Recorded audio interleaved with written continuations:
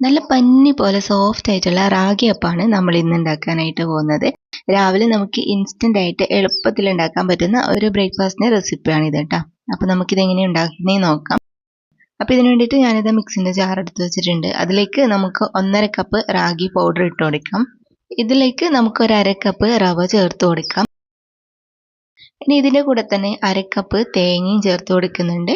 പിന്നെ 1/2 കപ്പ് തൈരും കൂടി നമുക്ക് ഇതിലേക്ക് ആഡ് ചെയ്ത് കൊടുക്കാം.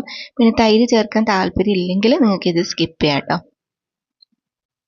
ഇനിയിപ്പോൾ ആവശ്യത്തിനുള്ള വെള്ളം ഒഴിച്ചിട്ട് നമുക്കിത് നല്ലപോലെ അരച്ചെടുക്കാം. ഞാനിപ്പോൾ ഒരു കപ്പ് വെള്ളമാണ് ഒഴിച്ചു കൊടുത്തത്. എന്നിട്ട് ഇതുപോലെ നന്നായിട്ട് അരച്ചെടുക്കാം. ഇനി നമുക്കിതിലേക്ക് ആവശ്യത്തിനുള്ള ഉപ്പിട്ട് കൊടുക്കാം. പിന്നെ ഒരു നുള്ള് ബേക്കിംഗ് സോഡയും കൂടി ചേർത്ത് കൊടുത്തിട്ടുണ്ട്. ഇനിയിപ്പോൾ നമുക്കിത് ഇതുപോലെ നന്നായിട്ടൊന്ന് കലക്കി മിക്സ് ആക്കിയിട്ട് എടുക്കാം. ഈ ഒരു കൺസിസ്റ്റൻസിയിലാണ് കേട്ടോ മാവ് റെഡിയാക്കിയിട്ട് എടുക്കേണ്ട. നമ്മൾ സാധാരണ ഉണ്ടാക്കുന്ന ദോശമാവിൻ്റെ എല്ലാം ആ ഒരു കട്ടിയിൽ കലക്കിയെടുത്താൽ മതി. ഇനിയിപ്പോൾ നമ്മൾ ദോശക്കല്ല് അടുപ്പിലേക്ക് വെച്ച് കൊടുത്തിട്ട് നമുക്ക് ഓരോ സ്പൂണ് മാവ് ഒഴിച്ചു കൊടുക്കാം.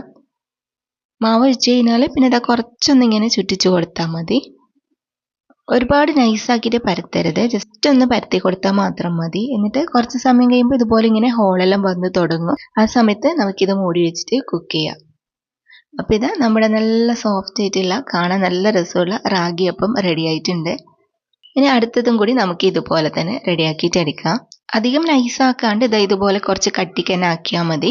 നമ്മുടെ സാധാരണ അപ്പെല്ലാം ഉണ്ടാക്കുന്ന ആ ഒരു തിക്നെസ്സിലാണ് കേട്ടോ റെഡിയാക്കിയിട്ട് എടുക്കേണ്ടത്. അതുപോലെ തന്നെ ഫ്ലെയിം ഒരു മീഡിയത്തിലെല്ലാം വെച്ച് കൊടുത്താൽ മതി. പിന്നെ ഇത് മുട്ടക്കറിൻ്റെ കൂടെ അല്ലെങ്കിൽ വെജിറ്റബിൾ കറിൻ്റെ എല്ലാം കൂടെ കഴിക്കാൻ അടിപൊളി ടേസ്റ്റാണ്. അപ്പോൾ ഇതുവരെ ഇങ്ങനെ ചെയ്ത് നോക്കിയിട്ടില്ലെങ്കിൽ ട്രൈ ആക്കി നോക്കുക. ഇന്നത്തെ റെസിപ്പി നിങ്ങൾക്ക് എല്ലാവർക്കും ഇഷ്ടമായിട്ടുണ്ടാവുമെന്ന് വിചാരിക്കുന്നു. വീഡിയോ ഇഷ്ടമായാൽ മറക്കാതെ ലൈക്കും ഷെയർ കമൻറ്റും ചെയ്യുക. ഇതുപോലുള്ള റെസിപ്പികൾ കാണാനായിട്ട് നമ്മുടെ പേജ് ഫോളോ ചെയ്യാൻ മറക്കരുത്.